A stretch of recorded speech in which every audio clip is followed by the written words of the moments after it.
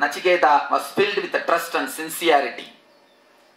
He started thinking that to donate such useless cows was not right. The person who donates these nearly dead cows, almost they have been dragged, they are not coming, they are not ready to come. They have been beaten and nicely dragged to the Yajnasala, where the fire ritual is done. They are not moving, but they have been beaten and brought, and just the rope is handed over. They cannot even move. The rope is handed over to the Brahmins. Person who donates these nearly dead cows will surely go to hell, the lower dimension of existence, where there is no possibility for happiness and joy. He thought, I must discourage my father from doing such a thing. See, 7-year-old boy.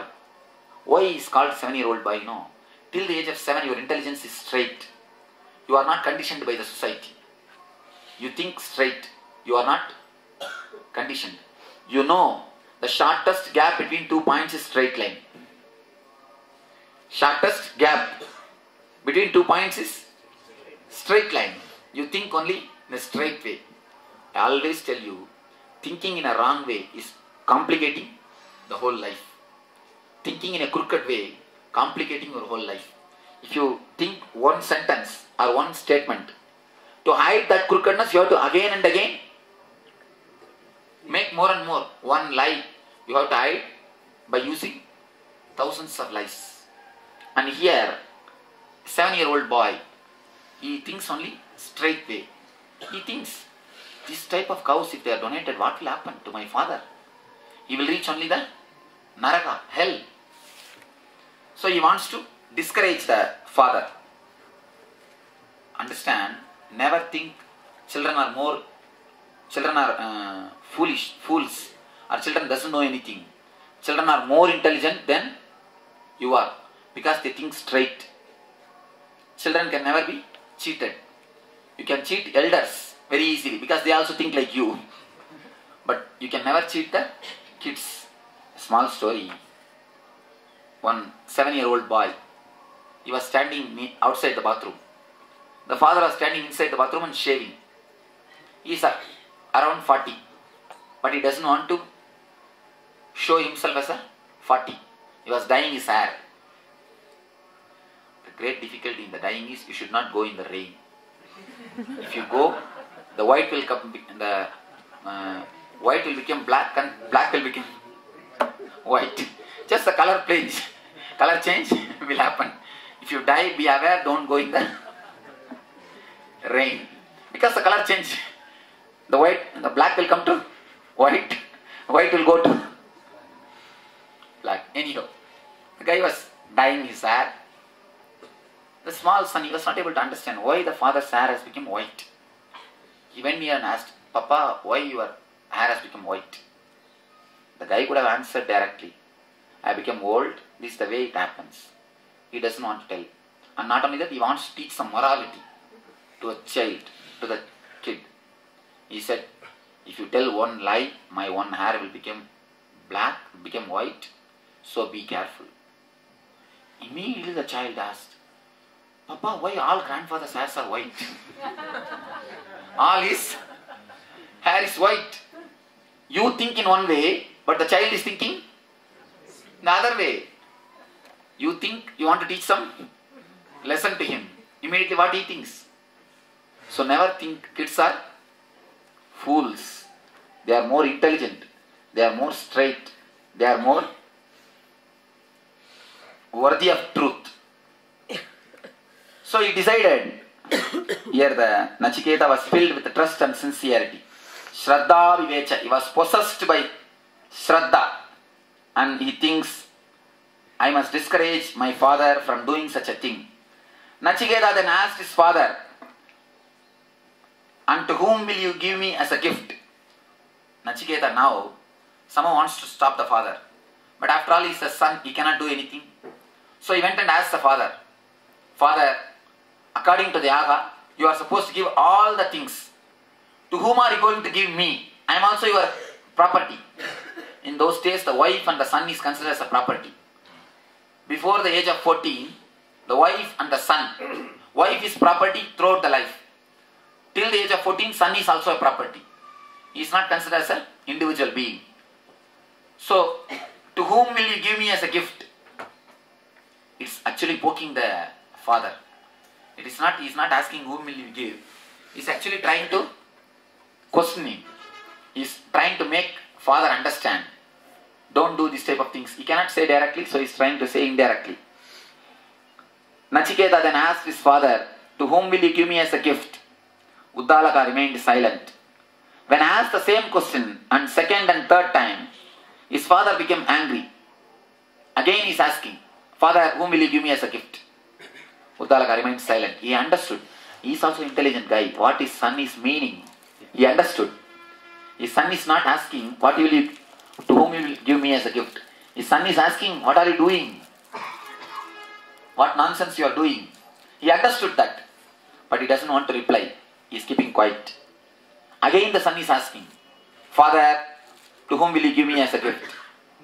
You can visualize a small boy pulling the hair of the cloth of the father and calling him, Father, to whom will you give me as a gift? When the second time, third time it is asked, father became angry and said, I give you to death. Let you die. He understood what son is asking. The son is hurting the ego of the father. But the father does not want to accept his fault. He just wants to prove his ego. And he says, let you die. I give you unto death. Hearing this, Nachiketa started thinking within himself. You see, any other son means what would I have told? Why should I die? Let you die.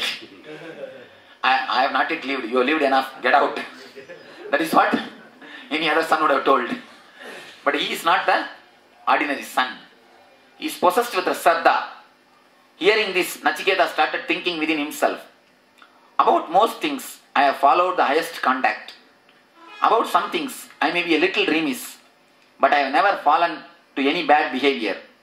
So why does father say that he give me to death?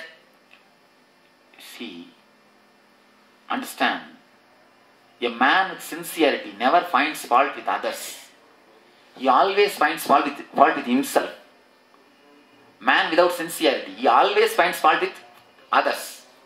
Here is a guy with so much of sincerity, he is not even able to think that his father is angry, his father is cursing him, his father is doing something wrong. He is thinking, what did I do wrong? Why did father say these things? He is not even asking why the father has done wrong. He is asking what wrong I have done. Sincerity always looks subjectively. Insincerity always looks objectively. Here he says, why does father say that he give me to death? What could be the work of Yama, the Lord of death, that my father wants to accomplish through me? He thinks, I lived a proper life till this age. I behaved totally properly. Then why my father is telling me to go to death? Maybe that I should do some service for Yama. Maybe is it that Yama needs something to be done by me? The way of sincere mind thinks. If you understand this one story, that is enough. The whole Upanishad is nothing else but this story. This story is the whole thing, whole gist of the Upanishad. The sincere mind always thinks what mistake I have done. It never thinks what way is done mistake. I have always seen sincere disciples. They always think whatever Swami says, there is something truth in it. Something he wants to teach. Somewhere he is touching us. But insincere people, even if I praise them, what they think? Oh, Swami has got some reason to praise me. Insincere people, even if you praise them, it is danger for you. Because they will start calculating. I think Swami has got some calculation. That is why he is praising me.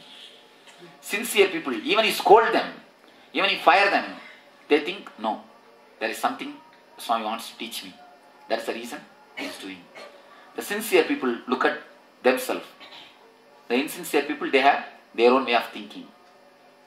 And I tell you, the cunning fellow can never trust others. Cunning fellow can never trust others because he will be thinking, like me only, he will also calculate. Then how can I trust him?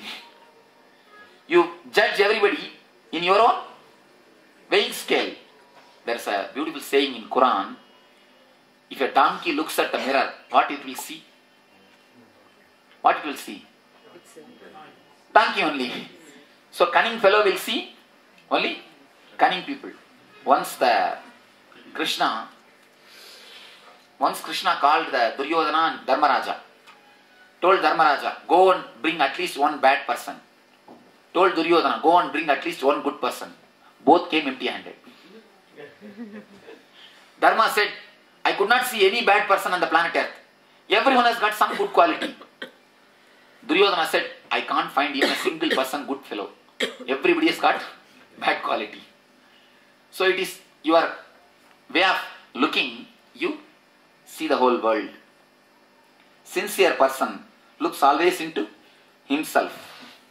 Nachiketa said to his father, consider how your forefathers behaved and how otherwise people now behave.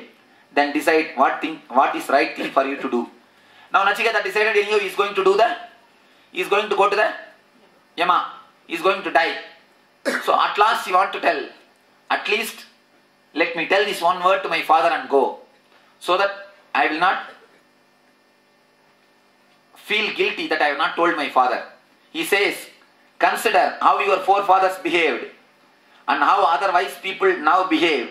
Then decide what is right thing for you to do. Like the crabs, mortal man ripens, withers, and then is born again. So in this transitory life, man should not waver from goodness and engage in wrong actions. Do not be sad, father. I honor your word now and allow me to go to Yama, the Lord of Death. See the matured words of this Nachiketa. Only in India you can create this type of even imaginations. We do not know whether Nachiketa lived or not. But one thing is sure, such a beautiful visualization, such a beautiful character being created. Even this type of character visualization, thousands of years ago, only rishis can do. He says, like the crabs, mortal man ripens, withers, and then is born again.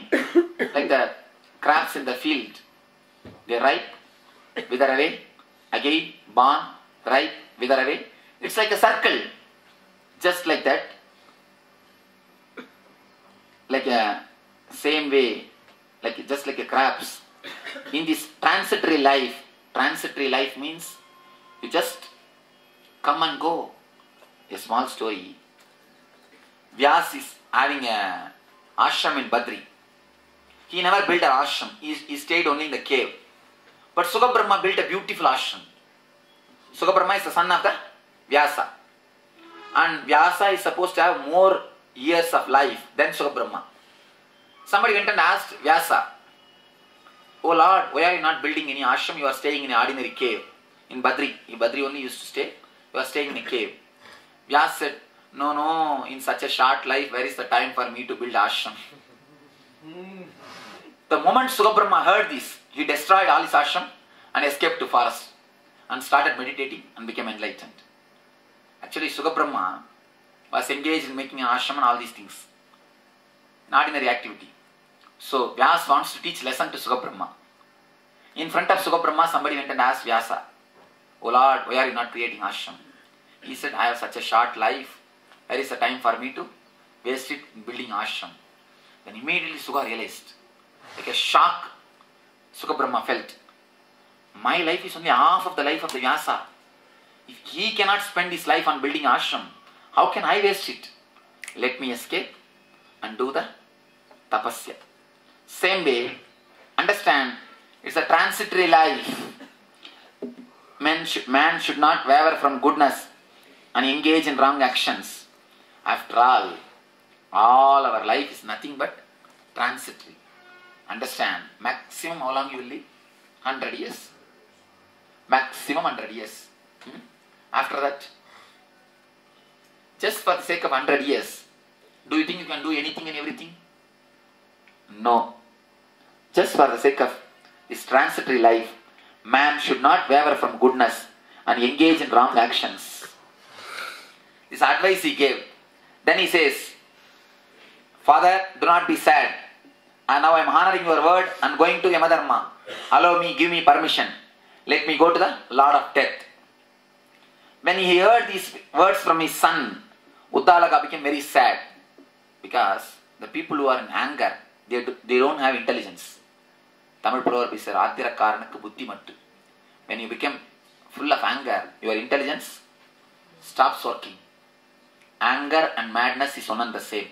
Part-time madness is anger, full-time anger is madness. If you are doing a part-time duty, you are called man with anger. If you are doing full-time job, then mad. So Uddalaka became very sad, feeling guilty. He says, he feels that he has done something wrong. He wants to stop the son. But Nachiketa is very strong. Nachiketa is strong. He wants to go to Yama's place. When he heard these words from his son, Uddalaka became very sad. But feeling Nachiketa's dedication to the truth, he allowed him to go to Yama. He said, all right, you are so dedicated, so truthful. I may not have found the truth because I am not truthful guy. Because of your truth, I know you will find the truth. Go. He felt deep guilt. I have not found the truth because I am not truthful. At least you will find the truth because you are truthful. He blesses the Nachiketa and sends him to go to Yama.